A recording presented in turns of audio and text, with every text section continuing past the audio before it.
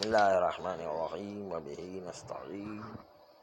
وہو خیر معین۔ آقا نائینی نے جو فرق قائم کیا ہے علم اجمالی میں اصول تنزیلیہ جاری کریں اور متلازمین میں علم متلازمین میں اصول تنزیلیہ جاری کریں، متلازمین میں جاری کرتے ہیں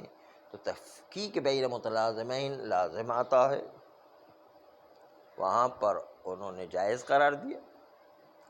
اور علم اجمالی کے اطراف میں استصحاب اور اصول تنزیلیہ جاری نہیں کر سکتے ہیں،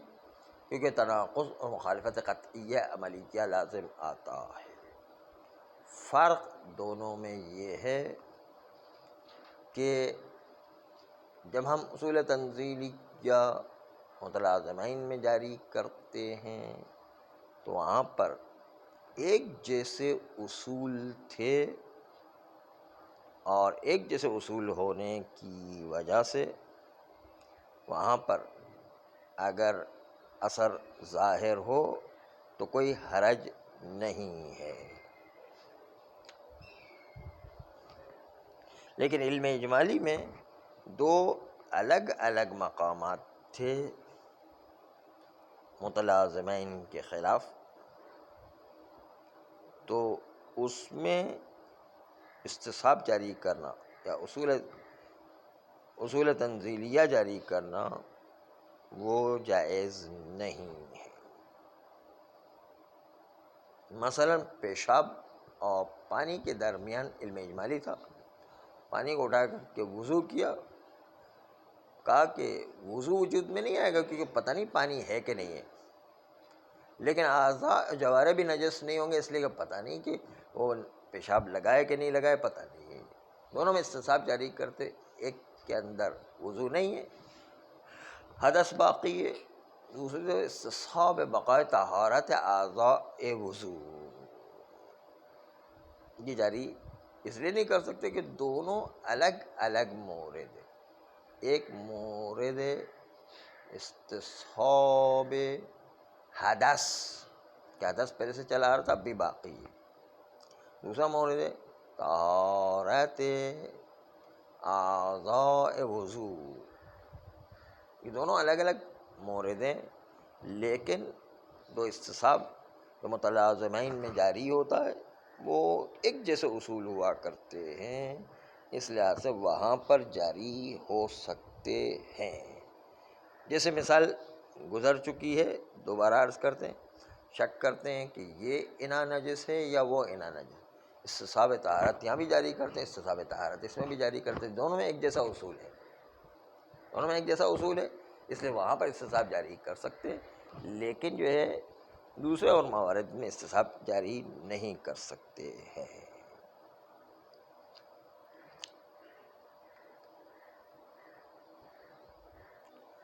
کیا یہ فرق جو آقا نائینی نے بیان کیا ہے یہ فرق واقعی فرق بننے کی صلاحیت رکھتا ہے یا نہیں؟ آقا فاضل انکاری فرماتے کہ ہمارے استاد نے کہا کہ فرق کافی نہیں ہے،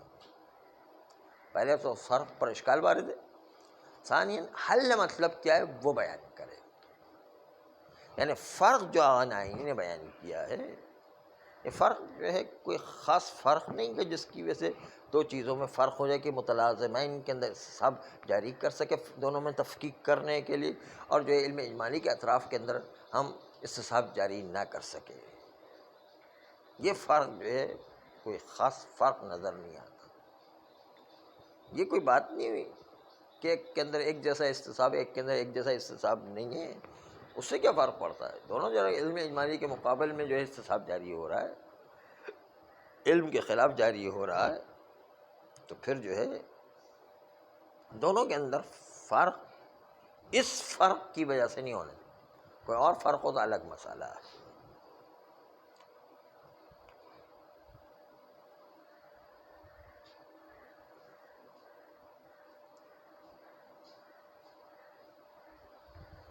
نقض اول آئینی پر یہ ہے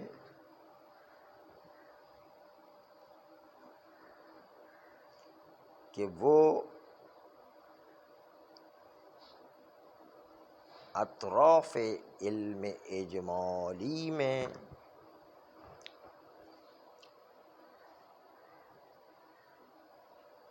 چونکہ تمام مثالوں کو طہارت اناءین و نجاست اناءین ذکر کرتے ہیں،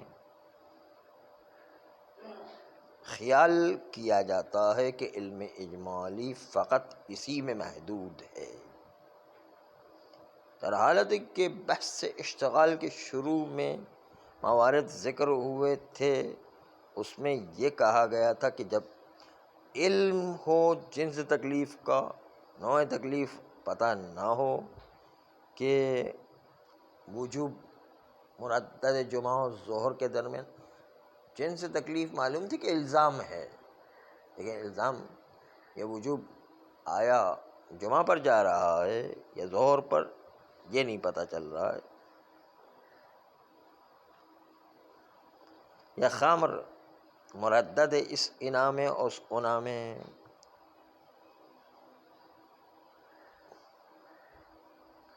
یہ وجوب دونوں میں آیا۔ دوسرا علم اجمالی وہ ہے کہ جو بالکل مختلف ہوا کرتا ہے، جیسے ہمیں علم اجمالی کہ یہ کام یا تو واجب ہے یا یہ کام حرام ہے، وجوب و حرام دو الگ الگ نوعیت کے نوع تکلیف موجود ہے، اس میں بھی قاعدہ اشتغال جاری ہو رہا تھا۔ آئینہ نہیں کہتے کہ اگر ایک جیسا ہو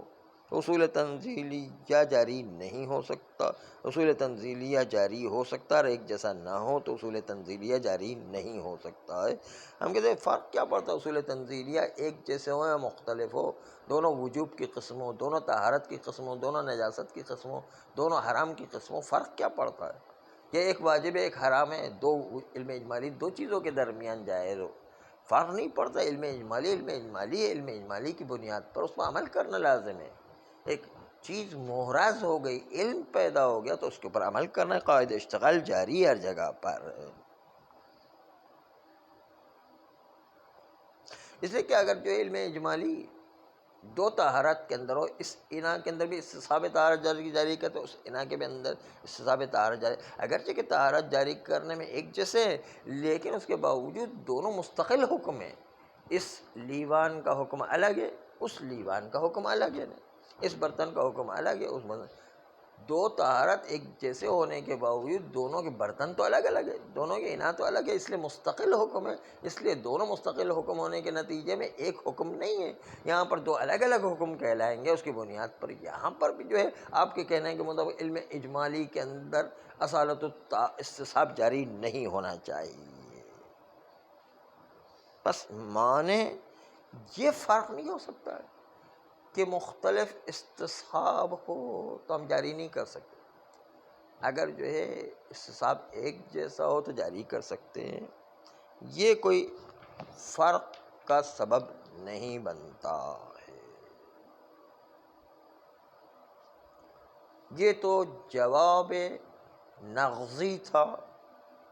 آغائے نائینی پر، اب جواب حلی پیش کر رہے ہیں۔ اس کا حل کیا ہے کہ ہم متلازمین میں استصحاب جاری کرتے ہیں اور ملازمہ میں تفکیک لازم آتی ہے، اور اطراف علم اجمالی میں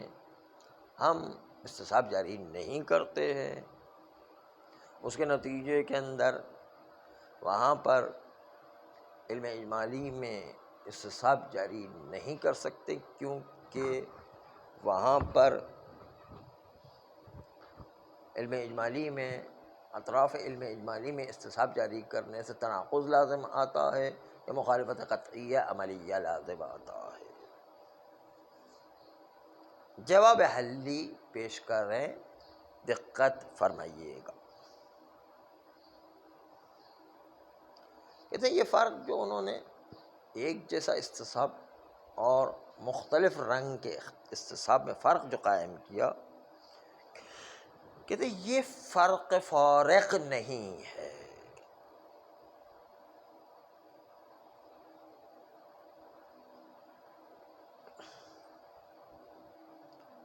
فرق فارق یہ جو قرار دیا ہے کہ دونوں استصحاب طہارت ہو یا ایک میں بقاء حدث اور طہارت موضع وضو، یہ دو الگ الگ استصحاب ہوں، ان دونوں میں لسان ایک ہونے میں اور لسان مختلف ہونے میں جو فرق آقائے نائینی نے پیش کیا ہے، اس فرق لسان سے کوئی فرق نہیں پڑتا ہے، حقیقت میں فرق ہونا چاہیے۔ اس لیے ہم آپ کے سامنے حقیقت کے فرق کی طرف جانے کے لیے ایک مثال کو بیان کر رہے ہیں، اور وہ مثال یہ تھی کہ تفکیک بین متلازمین، کہ اگر کوئی شخص ایک مائع سے وضو کرے جو مردد بعلماء کے درمیان، وضو کرنے کے بعد شک کرتا ہے کہ آیا وضو وجود میں آیا یا نہیں، اور اعضائے وضو پاک باقی ہیں یا نہیں، دو شک پیدا ہو جاتا ہے، وضو میں شک پیدا ہو جاتا ہے اور اعضاء کے نجس ہونے میں شک پیدا ہو جاتا ہے، دو شک پیدا ہو جاتا ہے۔ اس لیے کہ اگر بول ہے تو اس کے نتیجے میں وضو بھی حاصل نہیں ہوگا اور مواضع وضو بھی نجس ہو جائیں گے، اگر ماں ہے تو وضو بھی حاصل ہو جائے گا اور جو ہے وہ اعضائے وضو بھی پہلے کی طرح اب بھی پاک رہیں گے۔ یہ دو استصحاب مرحوم نائینی نے جاری کیے تھے اور اس پر ان کو مناقشہ اور اشکال بھی نہیں ہے، یعنی خود بھی مانتے ہیں کہ ہاں یہ دو استصحاب جاری ہو سکتے ہیں۔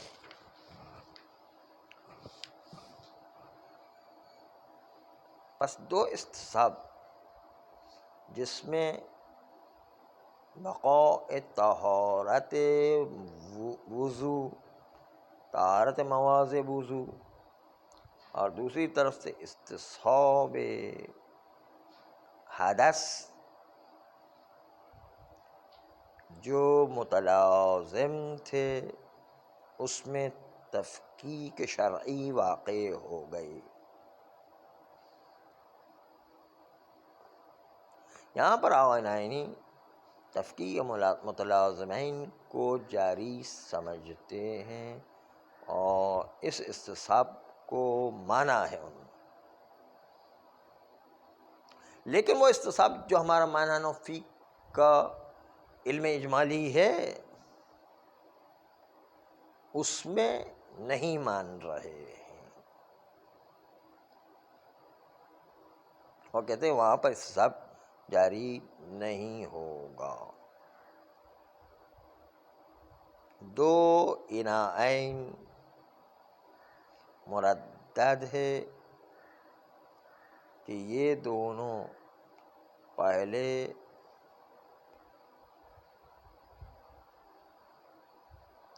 پہلے دونوں پاک تھے، بعد میں علم اجمالی ہو گیا کہ دو میں سے کوئی ایک نجس ہو گیا ہے، تو دو استصحاب جاری کریں گے، کہیں گے یہ لیوان جو سیدھے ہاتھ پر ہے اس میں بھی استصحاب طہارت جاری ہے، اور الٹے ہاتھ پر جو لیوان ہے اس میں بھی طہارت جاری ہے، استصحاب طہارت.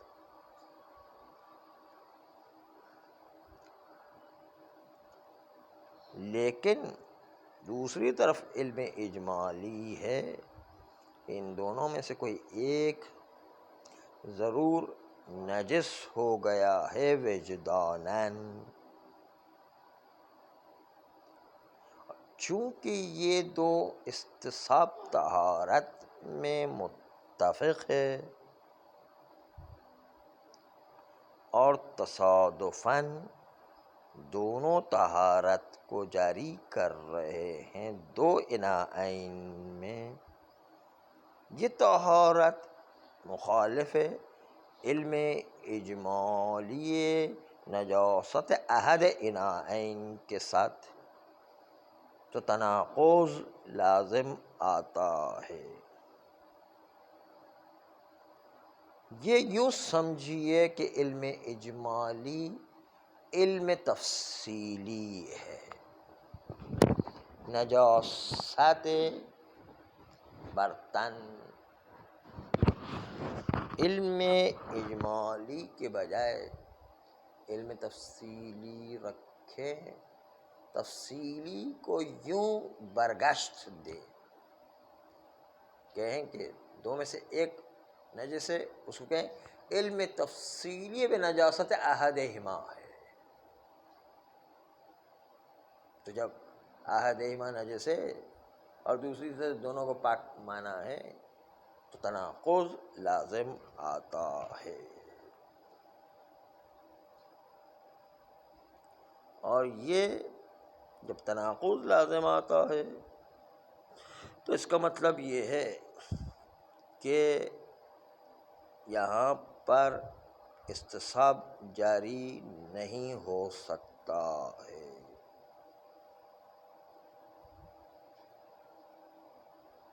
اما مسئلہ وضو میں جو مردد تھا بول و ماں کے درمیان، وہاں استصحاب ایک مسئلے میں اتفاق نہیں رکھتا تھا، ایک میں استصحاب طہارت اعضاء تھا اور دوسرے میں بقاء حدث تھا. اس لیے دونوں الگ الگ استصحاب ہونے کے، دونوں ایک دوسرے کے مخالف ہونے کے لحاظ سے یہاں پر استصحاب بقاء حدث وہ بھی پیش آتا ہے اور استصحاب طہارت اعضاء وہ بھی پیش آتا ہے. ایسا علم اجمالی ہے. آئینی کے تو اس فرق کی وجہ سے یہاں پر جاری ہو سکتا ہے، لیکن دونوں طہارت والے مورد ہوں تو وہاں پر جاری نہیں ہو سکتا. متلازمین میں جاری ہو سکتا ہے اور علم اجمالی میں جاری نہیں ہو سکتا. ہم کہتے کیا فرق پڑتا ہے، علم اجمالی ایک جیسا ہو، علم اجمالی الگ الگ ہو. علم اجمالی تو علم اجمالی، علم اجمالی جو ہے اس کی مخالفت کرنے کا نتیجہ علم کی مخالفت کرنا ہے اور اس کے نتیجے اندر تناقض وہاں پر بھی لازم آئے گا، مخالفت قطعیہ عملیہ وہاں پر بھی لازم آئے گا. آپ کیوں فرق کر رہے ہیں خالی ایک جیسا ہونے اور ایک جیسا نہ ہونے کی صورت میں؟ اس لیے عمدہ بحث صرف یہ کہ فرق حقیقی نکالنے کی ضرورت ہے.